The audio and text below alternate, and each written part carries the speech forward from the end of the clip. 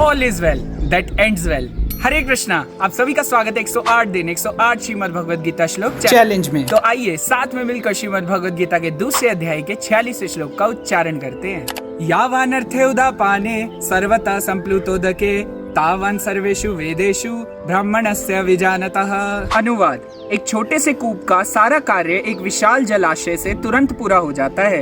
इसी प्रकार वेदों के आंतरिक तात्पर्य जानने वाले को उनके सारे प्रयोजन सिद्ध हो जाते हैं। पिछले श्लोक से हमने ये सीखा कि वेदों के कर्मकांड विभाग का उद्देश्य हमें क्रमश यानी भगवान श्री कृष्ण की सेवा में संलग्न होना ही है। लेकिन अगर कोई पूछे कि वेदों की शिक्षाओं का क्या, वेदों को पढ़ने का असली उद्देश्य श्री कृष्ण को जानना, उनके पवित्र नामों का जप करना या उनकी सेवा में नियुक्त होना है।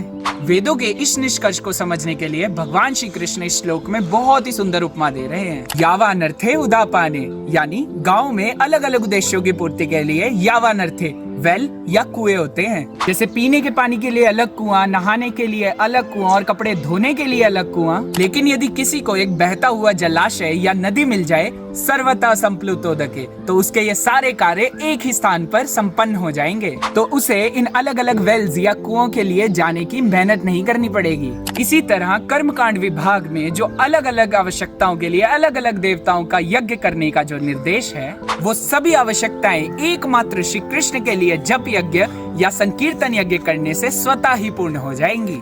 पर वेल से पानी निकालने में मेहनत बहुत लगती है, लेकिन नदी से पानी लेने में कोई दिक्कत भी नहीं होती। उसी तरह देवताओं से कुछ पाने के लिए बहुत ज्यादा मेहनत लगती है, लेकिन श्री कृष्ण को तो केवल एक तुलसी पत्र अर्पण करके ही प्रसन्न किया जा सकता है। वेल से पानी निकालने के लिए हमें एक बाल्टी, रस्सी और रस्सी खींचने के लिए शक्ति की भी आवश्यकता पड़ती है, और सही से लाभ लेने के लिए कुछ ज्ञान की भी आवश्यकता पड़ती है। लेकिन कृष्ण भक्ति रूपी बहती नदी से लाभ लेने के लिए शारीरिक शक्ति या ज्ञान की भी आवश्यकता नहीं है। शास्त्रों के अनुसार कोई भी वेदों के वास्तविक उद्देश्य श्री कृष्ण के पवित्र नामों का जप कर रहा है, उसने वेदों में वर्णित सभी यज्ञ पूर्व में किए हुए हैं। तो यदि कोई वेदों के कर्मकांड विभाग का पालन कर अपनी रुचि भगवान के पवित्र नामों में लगा पाता है, तभी सही मायने में ये कह सकते हैं all is well that ends well. अब आप सबके लिए एक प्रश्न है जो कि आपने श्रीमद् भगवद गीता के इस श्लोक के तात्पर्य से पढ़कर बताना है कि वेदों का असली उद्देश्य श्री कृष्ण को जानना है। ये श्रीमद् भगवद गीता के किस श्लोक में कहा गया है? चैलेंज में पार्टिसिपेट करने के लिए इस प्रश्न का उत्तर कमेंट सेक्शन में अपने नाम के साथ कमेंट करें। मिलते हैं अगली वीडियो में, तब तक के लिए हरे कृष्णा। भगवत वाणी भगवद गीता की जय। श्रील प्रभुपाद की जय।